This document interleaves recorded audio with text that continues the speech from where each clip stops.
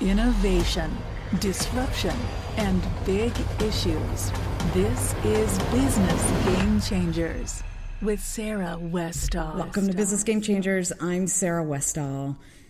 Today we're going to talk about vaccines, but we're going to take it from a little bit different direction. We're going to talk about public policy and government strategy on how they got vaccines to be adopted by the medical association or the medical field and got massive amounts of people on vaccines and what they're doing to coerce people to still take them and how they're keeping the national debate against vaccines from occurring, what they're doing all over the world, and also how it's happening from a global standpoint.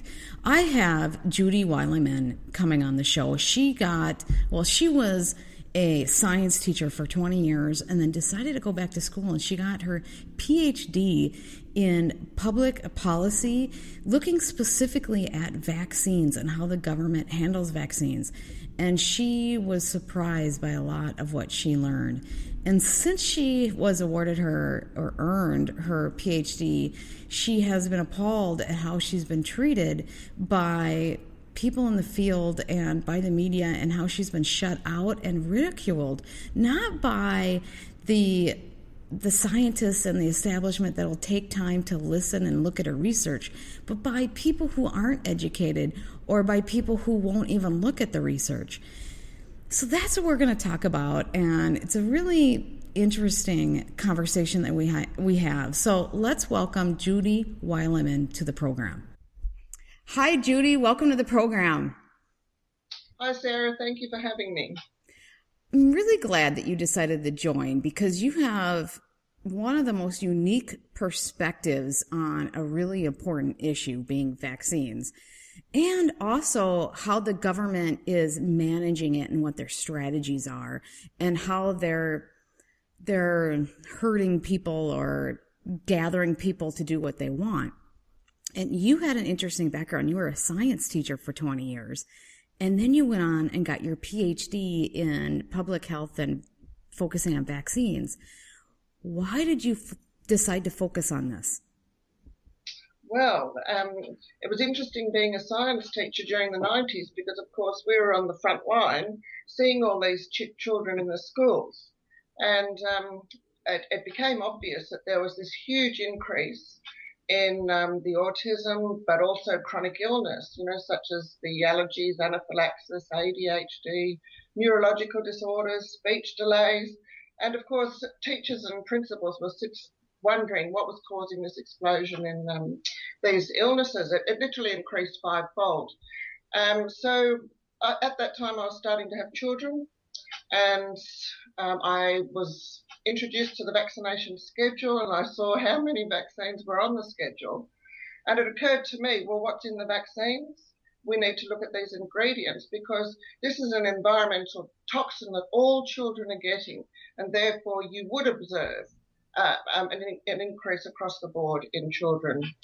I then noticed that, and I was put onto medical literature at the time that showed the toxins were not they're not things that you would normally want in your children, and yet the information through the media was suggesting this was junk science, and we're all anti-vaxxers if we questioned the science. We're quacks. So I thought, all right, well, I'll go to university and find out if that's the case, and so that's where I started my journey. Okay, so based on your knowledge, and we're going to get into a lot of what you did in your PhD and all your research work, but based on your knowledge, is Australia's government and how they manage vaccines the same as the U.S. and other Western countries? Yes, it is. Yes. We now are in an era where we're using global health policy. So it is, in fact, a policy that comes down through the World Health Organization, but it's directed by what we call the Gavi Alliance. And, that's an alliance of private and public partnerships, which I'll talk about later. But in Australia, we're mandating now, with coercive measures, the full schedule of all the vaccines that the government has recommended. And these are being introduced into social welfare policies, where people who depend upon benefits are no longer having the choice to select which vaccines they use, when we know that many of these vaccines have been introduced after the deaths and illnesses to the vaccines were reduced. So in other words, the diseases were only a risk to a small percentage of the population when they introduced these vaccines in after 1990. And I think the main thing here in Australia is that in 2015, when the government did that, it removed religious, philosophical and conscientious objection to vaccines, which is a medical intervention. It does contravene the Nuremberg Code, and it contravenes the Geneva Convention, which is the fundamental tenet of medical doctors. And yet the Australian government has ignored that, and it has taken away people's right to choose what chemicals they are injecting into their own bodies. Yeah, I know in the United States there's many school districts that if you don't have the vaccines, regardless, you can't go to school. Yes. Now, we're not quite at that point. We're now introducing what the media has termed the no jab, no play policy, which will mean that young children won't have access to childcare centres and preschools if they're not fully vaccinated. And here we use vaccines against 16 diseases, which means about 36 doses by the time they're 18 months old. And that's a lot of, because each vaccine has about 5 or 6 chemicals in them, and we have cumulative and synergistic effects happening from these toxins that have not been investigated. Well, your research resulted in information that the Australian government does not want the public to hear. What have they done to give you this indication that they want to shut you down and not let your research get out there? Well, they literally ignore the research that I put out, that I provide to the government. It gets ignored. There's no debate on this topic in Australia. And this is assisted by powerful lobby groups that we know are fronting as consumer organisations, but in fact are industry-backed. And these are the lobby groups that have access to journalists and also to politicians through lobbying and donations. And in fact, the media in Australia, the Australian Communications Media Authority, has been advised by these powerful lobby groups and the AMA that presenting the other side of the vaccination debate would be false balance. And this argument of false balance, sure, it can only be used once you've assessed all the medical literature by all stakeholders, and once you've established that a medical procedure is certainly in the best interests of the whole population, then it could well be that you might apply an argument of false balance. But here the false balance argument is being used to suppress the actual academic debate of all the medical literature. And can you explain what false balance is for the people who don't know what it is? Okay, so if you suggest that the science is conclusive, it's settled, and that in fact herd immunity, that the vaccines do create herd immunity, if that was true, and if adverse events to vaccines were rare, right, then both of those criteria would, if the medical literature fully supports those two criteria, then it could well be that that it's in the community's best interest to use all these vaccines, right? And so therefore the odd adverse events that we're seeing, these serious adverse events, if they were only 1 in a million, then possibly you could use an argument of false balance. Or if the science says there's like 2 studies that says that it's a problem and there's thousands that say that it's not, then it would be a false balance, right?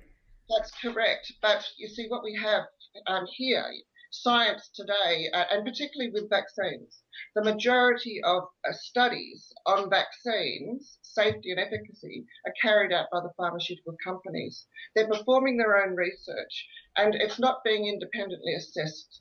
And this is where the issue is, because they're using only epidemiological studies. Now, with an epidemiological study, the researchers choose the criteria for that study, the parameters, and to some degree you can then manipulate the outcome you want, by the selection of candidates you have, or what environmental factors you're not going to include.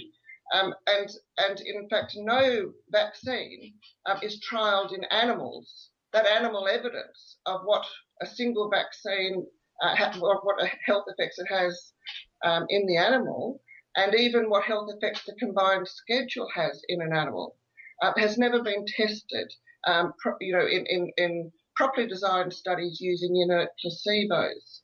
So we have an issue even with the science that's being selected by government advisors to recommend this policy. Well, and my question is, because I've done some studies too where all these things are going off the charts, all these problems with kids are off the charts right now. And so if it's not this, then what is it? And why aren't we taking this seriously? And I personally have friends who have children who are normal and then had a vaccine, and now they're autistic, and they're like a permanently 18-month-old. That's right. And this is where you know that these lobby groups that are heavily pushing vaccines, they're clearly not interested in public health, because you wouldn't ignore this exponential escalation of autism in the population that has occurred directly with the introduction of not just the MMR vaccines, but the combination of vaccines. I mean, children's health is not just about infectious diseases. It's about their general well-being and quality of life. And as the vaccination schedule has expanded, children's health has deteriorated significantly with the introduction of all these vaccines. So if you're going to look at public health measures, you've got to look at the whole spectrum of illnesses and what's causing them. And these powerful lobby groups have such an influence in politics that, they're able to select out. They're literally ignoring the fivefold increase in chronic illness and autism in children. And that's a tragedy to human health. Well, they're not giving another reason that makes sense. They're like, just exactly. Nobody's even, okay, if this isn't it, then let's get, what is it? And it's pretty serious. Well, this is it, but they're trying to blame everything other than the vaccine. Yeah. And of course, the most likely and plausible, the Institute of Medicine has stated that it's not just a plausible cause, that the vaccines are not just a plausible cause of autism, but in fact we now know through the Vaxxed movie that the CDC has found fraudulent science, so has used fraudulent science to cover up the link between the MMR vaccine and autism. So, the authorities are trying to provide every other excuse that they can, and they have not investigated fully in randomized controlled clinical trials the true vaccinated group versus the unvaccinated group using an inert placebo. The authorities always use either the aluminium adjuvant, which is linked to causing autoimmune diseases, and the aluminium adjuvants are in the vaccines, or the other placebo they're using is another vaccine that's already been licensed to the market. So the unvaccinated group gets this other vaccine, and that's the sort of study that they're using to claim safety and efficacy of vaccines and the whole schedule. Are you the only one that you know that has the level of education that you have? I mean, a PhD in this area in the world? I mean, is there anybody else that has this level of study that's going on with vaccines and government policies?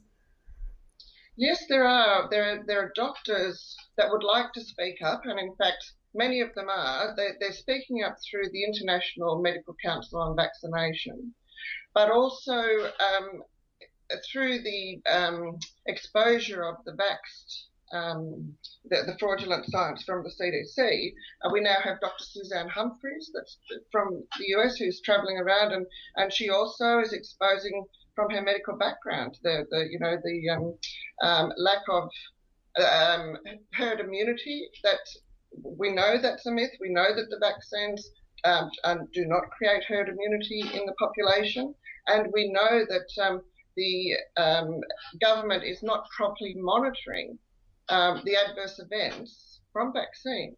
There is no systematic monitoring of the adverse events, and then because you don't have that, you will never ever recognise the pattern of illness that is occurring from the vaccine. Are there doctors that are passionately supporting the vaccines and going around and just really talking about why this is so important? Oh yes. Well, they're the doctors. Well, the Australian Medical Association, and same with the American Medical Association. I mean, they are now required to support vaccination policy, and if they speak up, they're meant to suggest that that's only their personal opinion, even though they're speaking up based on the medical literature. So the situation in Australia is that the doctors will be deregistered if they speak up discussing the medical literature that shows the risks of vaccines. So it's become very, very difficult for doctors to speak up, and there's many that want to, but it's their livelihood at risk when they do that. And they're also vilified, and their career is sidelined. It's so ridiculous because, to state that it's already settled, the science is settled, and not have a discussion or a debate on this. It's like the person who said that washing hands, and I forget his name now, but that was in the Lister. I think it was Lister. Yeah, and he was ridiculed to the point he lost his license. He was put in a mental institution and ended up dying there because he was abused. And it ends up being such an obvious thing today, right? So, and they thought it was settled back then. So it's constantly the same deal. And women were dying in childbirth. It's the same thing now. It's a settled science, and they're so arrogant that they won't look at stuff. That's correct. And of course, science is never settled. And, there's always new evidence coming up. And that's why this suggestion that it's the anti-vaxxers, that this is a debate between anti-vaccination and pro-vaccination, completely false, because science is science, and all the science needs to be included in the risk assessment. So this is where the public is being led, down a wrong pathway. There shouldn't be any mention of the anti-vaxxers and the fact, and not being allowed to contribute to the debate. What we're contributing to the debate is the medical literature that shows the serious adverse events of vaccines, and that's what doctors are trying to do, but they're being criticised also as anti-vaxxers and deregistered. Well, they're putting a name on it, anti-vaxxers, like conspiracy theory. It's a way to make everybody seem like a bunch of quacks, when in actuality, you're really trying to just have a medical debate. Why can't we have a medical debate and say, hey, we have these kids that are really having issues. We have fivefold these problems, all these problems. We think it's this. And we got all this research. Can you please tell us why this research is not right? Because you're not giving us any indication, you're not debating it. And to just shut us down we're too smart. We know just being shut down is not appropriate. And so to shut down healthy debate in a free society is a big problem. It is a big problem, and that's where you know that vested interests are being protected in this policy. If this was about public health, they would be using the precautionary principle in a way that protected the public's interest in the policy. But they've reversed the precautionary principle. The precautionary principle states that the onus of proof of harmfulness is on the proponent of the technology or the procedure. But in this case, they're putting the onus of proving harmlessness of the vaccinations on the public. And we've got no way of of doing the testing of these vaccines. And once they're in the population, you're literally experimenting on the population if you don't have that hard evidence from proper clinical trials using true inert placebos. If you don't get that hard evidence before you introduce it into the population, and then you have a regulator, a government regulator, that is only using voluntary recordings of vaccine adverse events, then you will never find the true frequency and types of adverse events happening in the population. And they know that. They know that's why they can ignore the chronic illness in children and the autism, because they know that the public can never collect the hard evidence to prove that the vaccines are not safe and effective. However, my thesis has looked at the science that is being used and how it's being selected out. And that's why I can conclude that that this policy is causing more harm than good in the population. Now, did you go into it thinking this is what you were going to find, or did you find a lot of things that were surprises to you? Oh, I found most things were a surprise to me. Because, of course, I vaccinated my first two children before I really started to investigate this. So I had no ulterior motive. You know, everyone was vaccinating. It was automatic. You don't, because you trust the government and doctors, it's not something that you think about.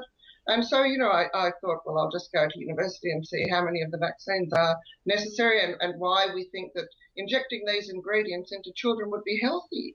If a parent was given the list of ingredients in these vaccines and asked to inject these ingredients into a newborn baby, they would look at you as if you were stupid. But because all the media coverage of vaccines and from doctors is positive, and they never talk about the negatives of a vaccine, the term vaccine has become, synonymous with something healthy for people. And so, of course, the general public who can only rely on trust have to go with that. But if you want true informed consent on a medical issue, that requires that a doctor discusses with parents what ingredients they will be injecting directly into the tissues of their newborn infant as soon as they're born. But that is not a requirement of doctors. In Australia, they're not required to provide the ingredients of vaccines, and nor are they required to discuss the serious adverse events that are actually listed on the package inserts for all of these vaccines. And we're talking seizures, convulsions, Guillain-Barré syndrome, encephalopathy, and also, other autoimmune disease, rheumatoid arthritis, even diabetes. And on the Tripedia 2005 vaccine for whooping cough, DTP, they've listed autism. These things are actually in the medical literature, and when they get publicised, some of these documents just get removed from the public record, and we have to make sure that we have got the medical literature in front of us so we can reference it. But public health authorities are being allowed to present information without references, and the public, of course, has no other alternative but to trust that their doctors and government are telling them the truth.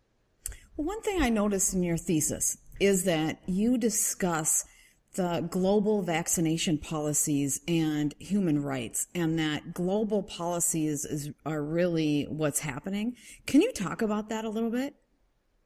Yes, yeah. So from around the late 90s, the vaccination policies in countries was taken over by the World Health. They became global health policies because the pharmaceutical companies, they weren't getting any incentives to provide vaccines for the developing countries. So the vaccines today, the recommended schedules in most countries today are provided by what we call the Gavi Alliance, which is a group that's the global alliance for vaccines and immunisation, and includes private and public partnerships that essentially includes the Federation of Pharmaceutical Industries, the biomedical industries, the Bill and Melinda Gates Foundation, Rockefeller Foundation, World Bank, International Monetary Fund. And it is this, in partnership with governments, they provide money as well. But this alliance directs and recommends vaccines for all the World Health Organization countries. And it is recommended, the schedule is recommended to the countries through the World Health Organization, which has a charter to present disinterested information, objective scientific information. But the Gavi Alliance is influenced by, as I mentioned, the Federation of Pharmaceutical Companies, as well as biomedical industry and all these other foundations that have a vested interest in the policy. So now, are people just blind to it? Or they are hopeful that it works because they want to make money? Or is it, and so they just don't want to look at the negatives because they're making good money off of it? Or is there, did you come to any conclusions on why they would be doing this? If you're talking about the doctors and the politicians, a large percentage of them aren't aware of this medical literature that exists. This is because doctors today, their education is funded by pharmaceutical companies. They're to a point where they have influence over the curriculum that is directed to the doctors on vaccines. So the doctors themselves, this affects their livelihood if they speak against it. It's not in their interest to investigate it for themselves. So they're directed only by their education. And as I mentioned, this is being selected out of their education. And of course, with the donations and lobbying of politicians, it's the pharmaceutical companies that have the most money to reach the politicians. And this is another way in which the public voice has been removed from the debate. We now have large conflicts of interest. The members on vaccine advisory boards for the Food and Drug Administration and for the Australian TGA, many of these representatives have financial conflicts of interest with the pharmaceutical companies. And there is a lot of money in these policies. And that's whilst the large percentage, or a third of doctors do now know about the risks of vaccines, it's very, very hard for them to speak up. And with politicians, they're dependent upon the information they're provided with by lobbyists, because most of them don't have a health or medical background. We have a technocratic society where the health minister, won't have any qualifications in science or health. And therefore they're dependent upon that information that's provided by the lobby groups, the most powerful lobby groups. Well, I'm just trying to figure out, what is the psychology? I mean, are people, the majority of the people, just because there's so much money in it, they just are willfully turning a blind eye because they don't want to know that there's negatives because it's going to hurt their career, it's going to hurt the money that they're making. Pharmaceutical companies don't want to do research into something that's going to hurt them. Or is there something even more nefarious? Well, I mean, if you're told that vaccines, that adverse events are rare, and when a media doesn't report this side of it, remember our Australian Communications Media Authority has been told it would be false balance to report the deaths after vaccines and the serious seizures and convulsions that are happening. They're leaving kids permanently disabled. And we've seen the huge increase in disabilities in children. Well, if that's not presented to you, then it's quite effective in keeping doctors believing. They want to believe that vaccines create herd immunity. They want to believe because they're the ones that have been giving it to them. So it's cognitive dissonance. They're passionate that it works, because if it's not, then that means they've been doing something bad. And so the psychology of that is to have a whole group of mass people supporting it because of I'm just trying to figure out how a whole group of people who aren't, inherently evil can go forward and do something that hurts so many people without meaning to. There's always nefarious characters, but go ahead. I can give you some clues on that because, of course, I thought once I had completed this medical research, I would be allowed to debate the topic in the media and provide some of this information to people, but I was heavily abused and ridiculed. The only journalist that picked it up would talk about conspiracy theories and suggest that the Gavi Alliance was a conspiracy theory and that my thesis was all wrong. And now the universities are in partnership with industry. Most of their funding now comes from industry. And they have allowed the lobby groups to use their complaint procedures to make, unsupported claims about my research. And even though that's been found to be untrue, the lobby group activists have been able to present that in the media, and the universities don't correct any misinformation that's been put out about the assessment of my PhD or other things like that. And these lies tend to get spread around, and then they're then even published on Wikipedia, and I'm unable to change that situation. So this is an issue where lobby group activists are being allowed to use the university's complaint procedures to harm students' reputations.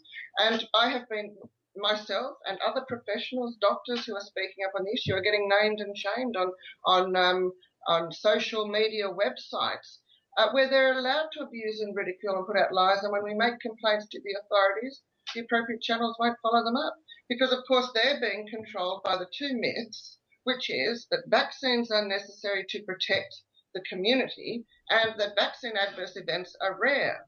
So the whole thing, is being presented based on those two myths and this false balance argument that then prevents the real medical literature from being debated in the appropriate places.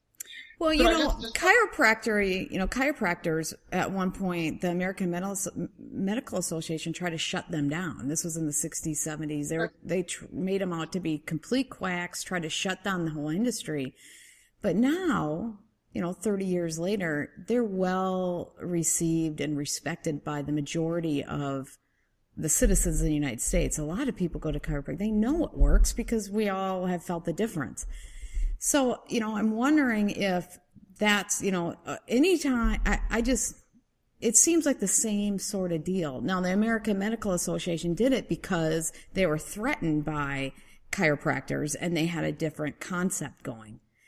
And I guess this is the same thing, and they can convince so many people who are good people that they're right, who the good people are the ones that fight the battle for them. And so that's why it works. Yes.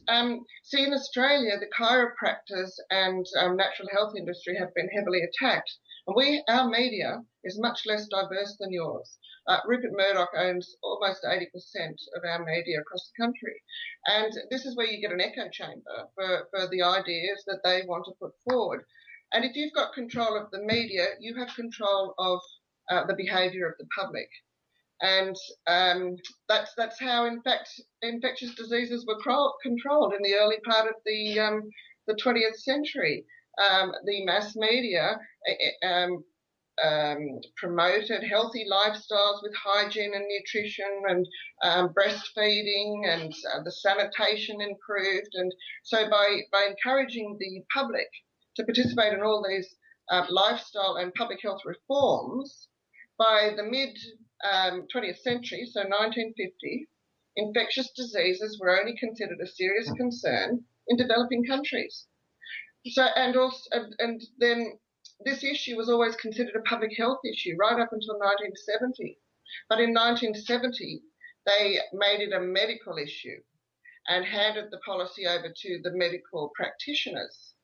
And that's when more and more vaccines were adopted to supposedly control infectious diseases.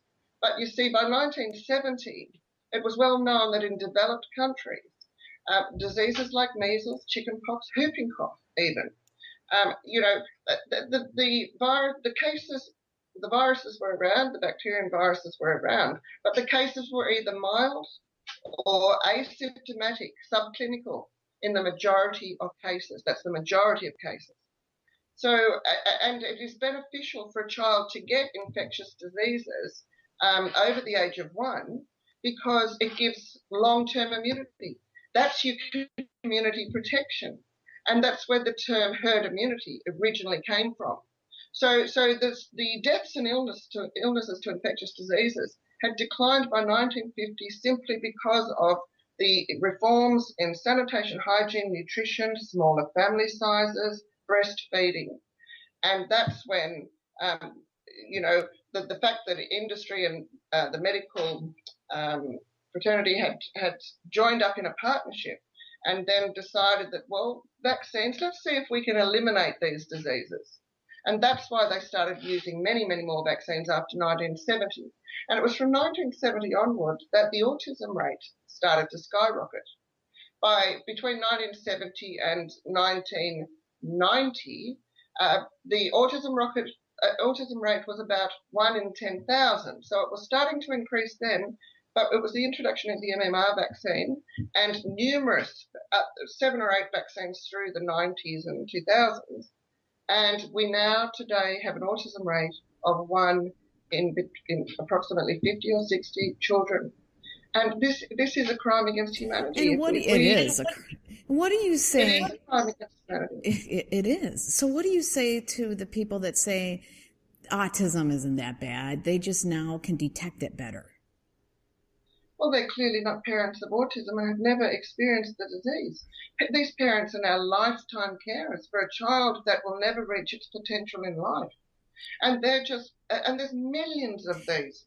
Is it just an answer that they can say loudly in the media and that's said everywhere? And so because more people say that than the truth, that's what's believed?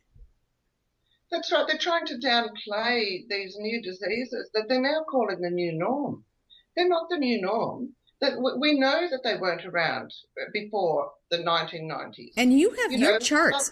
You and I don't mean to interrupt you, but you in your thesis, and I'm going to have a link so people can people get to read your thesis for free? Yes, okay. It's on the University of Wollongong website. So then I will have a link to that because your thesis have all the charts showing that the decrease in diseases has been really minimal since the increase of vaccines, but the decrease of diseases before that was significant. Yes, the significant decline happened before 1950. And, in the Commonwealth Book of Australia, Yearbook of Australia, it literally states that measles, whooping cough and influenza were removed from the National Notifiable Disease List.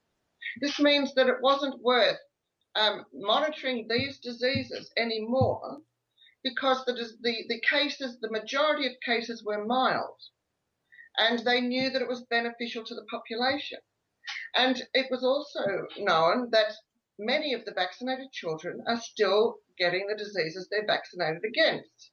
And so between 1950 and 1970, you'll note that parents had measles parties. They had chickenpox parties because it was a very, very rare complication of measles at that time because of the improvements in public health that caused serious illness in children. And in the majority of cases, long-term immunity was given to the children from a mild case of the disease or even asymptomatic. The subclinical cases also provide long-term immunity, and it was known at that time. But once the policy was taken over by the medical association, that's when they decided to use more and more vaccines for the diseases that were already a low risk to the majority of people. If you're putting in a public health policy, you want the policy to affect the majority of people. But what they've done with vaccines is introduce new vaccines for diseases that only affect a minority of the population, and it's usually in areas where the environmental lifestyle conditions are conducive to infectious diseases, or the person has low nutrition or a susceptibility, their constitution is more susceptible, and they're more stressed, and that's why people tend to get a more serious case of these diseases. Well, and we do have much lower nutrition. Since the advent of some of these new foods, we had much better nutrition in the 50s and 60s, and the stress rate is much higher. So that would cause, but the vaccines aren't going to be helping that, would they? Would the vaccines help keep you from getting a disease if nutrition is really low? Okay, see, that's the key. Now, if the government would provide data when they say there's an outbreak of a disease or an epidemic of a disease, the media never provides the cases of the disease that are vaccinated and the number of cases that are unvaccinated. Now, that's the data that you need to determine whether the vaccine is being effective in reducing this disease. But those statistics are never provided to the public. The media only provides outbreak of disease. They'll tell you maybe the number of cases, but they won't say whether they're vaccinated or unvaccinated. If that information was provided, you could then tell what effects the vaccines have in controlling these diseases and reducing them. The information isn't there. It's not an open society in that way. It's not transparent. It's not transparent. But the other thing, go ahead. Add that the statistics provided to the public through the media are actually being provided by the pharmaceutical companies. We have what's called a corporate model of health, and they've stated that vaccines are a non-core issue, and therefore the media, the statistics we're provided with are being influenced by pharmaceutical companies, and there is no independent assessment of the statistics that are being provided to the public through the media. You know, it's interesting because the media can play an amazing good role. Like for your example of the media did a really good job of educating people on cleanliness, nutrition, and got rid of so many diseases because it really educated people how to take care of themselves. There's a good example in Japan. They wanted to get the birth rate down, but they didn't want to have a policy that said you can only have 2 kids. So what they did is they said, okay, every show that we show only shows 2 kids, families with 2 kids. Eventually, everybody had 2 kids. That shows the power of the media. Exactly. But yes. And they mean that. But now it's if you do it in a way that is nefarious, or if you keep debate from happening, now we can have really serious consequences. It's one thing when you're doing something that is really helpful for society. It's another thing when you're doing things that are very questionable and there's problems. And if you're not open to looking at that, now we got all this mess on our hands. That's right. And that's exactly what my thesis shows, how the media was used in the early 1900s to control infectious diseases and reduce the risk and deaths from them by 1950. But then after 1970, when they decided to adopt mass vaccination programs and call it a medical issue now, not a public health issue, that's when they used the media to promote vaccines to the public. And in fact, in Australia, they're allowed to promote vaccines to the public using a parent whose child has allegedly been affected by the disease. So what they're doing is they're promoting a vaccine on anecdotal evidence, a parent's experience of the disease from their child. And of course, in the past, anecdotal evidence was never used to develop vaccination policy. But now that's even promoted through the media, and there's many children that have died after vaccines or are now permanently disabled, brain seizures, brain damage. We've got all these cases, but they're not presented in the media to have this debate. Well, there are a number of ways. Well, the government has allowed the media, the companies and the media, for the companies to promote their policies and their agenda, and not being a public policy or health policy that is generated for the good of the people by the government. It's being taken over. And it's not just in vaccines. It's in energy. It's in all sorts of areas. Instead of us taking a step back and saying, okay, what's really good for us? And that's where our public policies are going to be. And then the companies need to toe the line that way. That's right. It's very obviously now not in the public interest to keep using all these vaccines, and that's why they have to suppress the debate.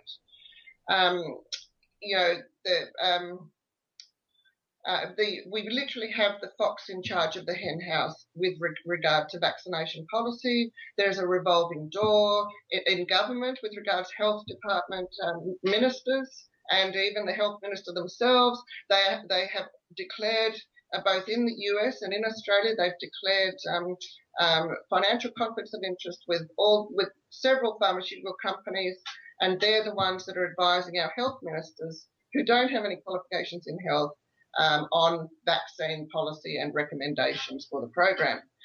And in fact, that's being directed originally from the Gavi Alliance. So governments today are not even designing policy with respect to their own environmental and ecological conditions.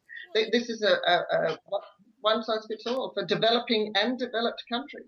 You know, it's so interesting because the argument for it, vaccines, sounds really good. And so unless you're informed and you get to see the science and you start paying attention to the details, it sounds good. A lobbyist could convince anybody who's not really informed that this is the right thing to do. That's correct. Yes. And it means that people close down the debate because it's in the too hard basket. You know, they literally, they're being told that there's two myths that this is based on. In order to put in mandatory and coercive vaccination policies, which is against the Nuremberg Code and Geneva Convention, they need to convince the public that vaccines have created the herd immunity and are therefore needed for community protection, and they need to convince the people that adverse events are rare. Once you remove those two myths, then vaccination should be a choice. It has to be a choice. It's a medical intervention. And in fact, you know, it's well established now that vaccine adverse events are not rare. Every time a meeting is held, at least, you know, 3/4 of the audience stands up to say they know or are affected by a vaccine adverse event. And that's what the importance of the vaxxed screenings and the tour that's going around both US and Australia is. People can now see visibly that adverse events are not rare. And if you listen to, there are even medical doctors now also describing how vaccines have never created herd immunity with immunisation rates of 95%. When the diseases were being controlled, they were always voluntary. And they've always been voluntary. And now when we don't have an issue with infectious diseases, we're making them mandatory. So in the United States, most of the schools won't let kids go to school. I know in my state, in Minnesota, a lot of the schools you cannot go to unless you are fully vaccinated, at least the schedules that are mandatory. And I believe there's 16 on them, even though they recommend like 50 or, I mean, there's a ton that are recommended, but 16 have to be done. You in Australia, the government has a 7-step program and a strategy to get everybody vaccinated.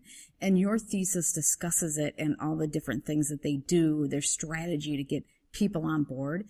Can you quickly talk about some of those items that they do? Because I'm sure the government does that everywhere, you know, different governments. That's right.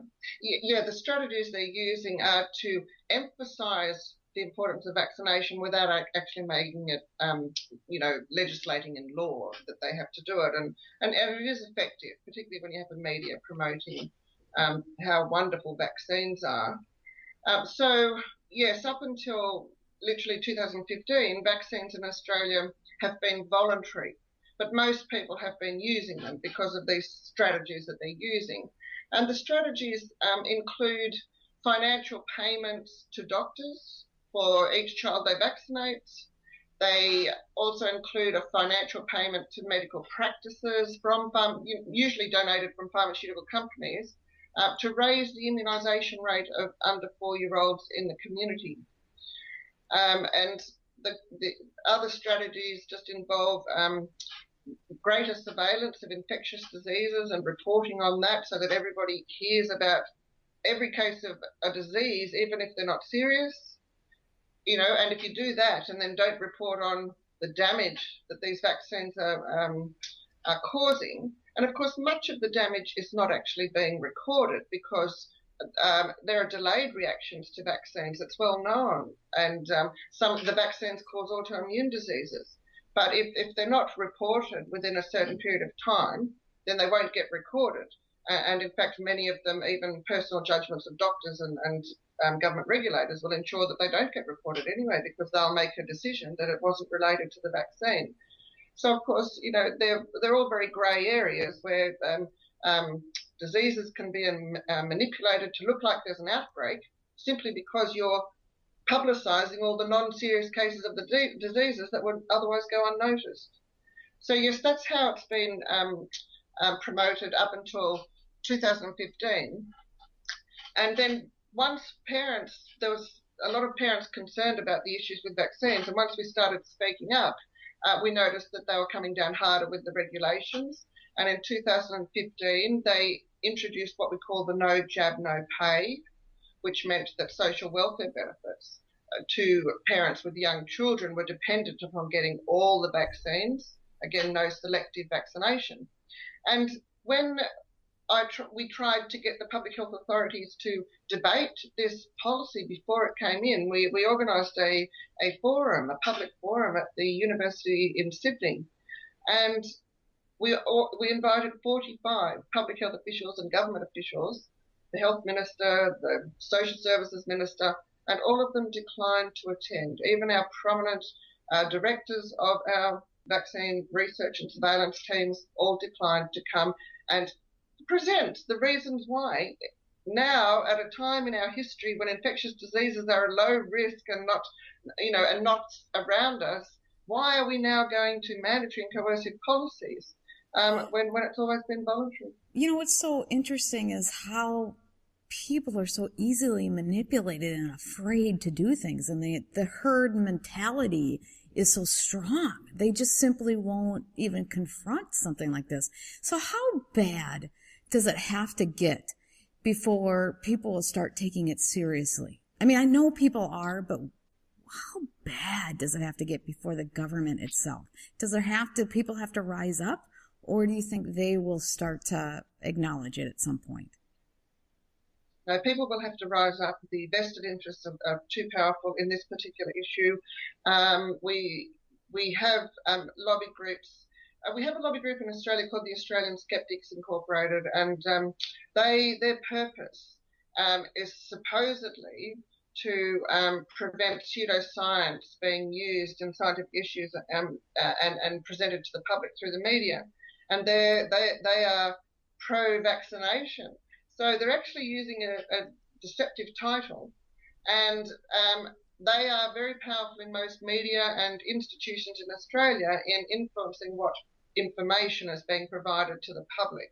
And in fact, I think they're influencing, this false balance, along with the Australian Medical Association, this argument of false balance that's been a policy adopted by our media regulator. So I think they're the sorts of groups that are controlling this, and I do believe that it's going to, until we get enough people rising up and demonstrating that this is not acceptable, this is our children and this is our community, that the debate needs to be had.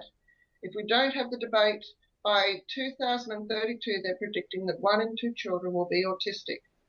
Where is our society going, and where's the humanity? Well, that's unacceptable. I just think that having open debate on science is crucial. It's critical.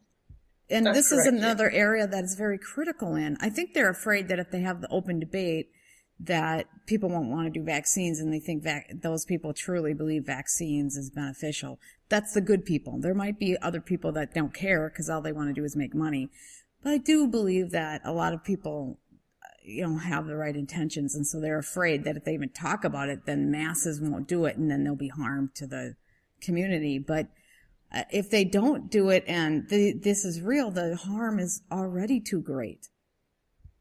That's right. When a government starts suppressing the science and suppressing debate, and the universities, that's exactly what the university is doing also, then you know that they haven't got the science that will stand up to scrutiny to show that vaccines exactly. are effective. If you have to shut things, if you have to force it down, and I don't mean to interrupt, but if you have to force it down, then that means they don't have good enough science.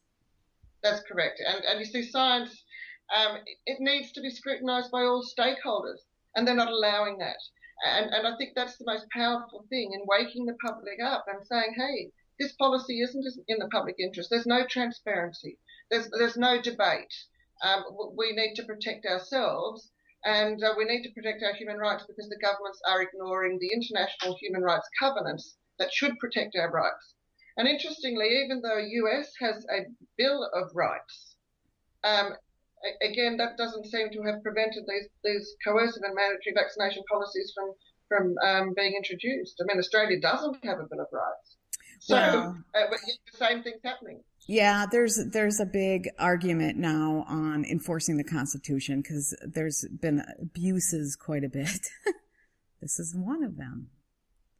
Yeah, that's right. And that's what we're experiencing. And only the public can protect the public interest, but we're being denied the information in Australia because we have a media that is not diverse. We have a media that's controlled largely by 2 or 3 players, and they're thinking of removing barriers that will make that even worse. Oh, geez. Well, thank you so much for joining us on the show. How can people learn more about you? I will have a link to your thesis because I think it's really important. It's great information. But how can people learn more about you and the work that you're doing, and maybe they can hear you speak somewhere or what? Yes, I've got a website called Vaccination Decisions. And on that website, I have a link to my thesis, which is published on the University of Wollongong website. So there's that avenue, or there's Facebook. I have a Facebook page called Vaccination Choice, Judy Wilyman. Yes, so I think, probably that's the main way people can get in touch. And, I got to say, I was really impressed with your thesis because you're really trying to be objective and you're looking at things it's a science paper. It's a public policy paper. It's exactly what you should be doing when you're trying to debate and look at issues in an objective sort of way, which is all you're trying to do and trying to get them to do it as well, because it's so that not doing it is so bad. It could, the potential of not doing something is too bad. There's too harmful. Yeah, that's correct. Thank you for saying that, Sarah, because of course there's so many people that want to criticize it, and they do it by suggesting that it's flawed and making derogatory comments. And of course, as a parent, I have no agenda to push here. Why would a parent speak up? I mean, you are sidelined from your career. You have no money supporting you to do it. It is simply for public health that all these parents are speaking up.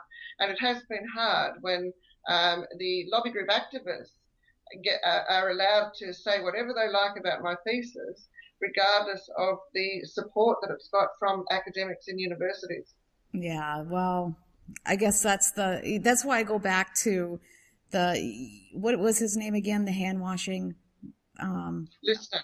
And he was sidelined, put in a mental institution, abused, and died. And his now it's one of the biggest advancements in medicine. It's very much recognized as that. So I guess that's the price you pay for changing paradigms and changing the way people think when you come at it from a totally different perspective. Yes, situations like that have kept me going, and thinking what sort of future we're leaving for our children if we don't stand up now and be counted on this issue. So, yes, and I'm getting a lot of support to keep going, so that's great. Okay, well, great. Well, thank you so much for joining us today. Thanks, Sarah. Thank you for having me.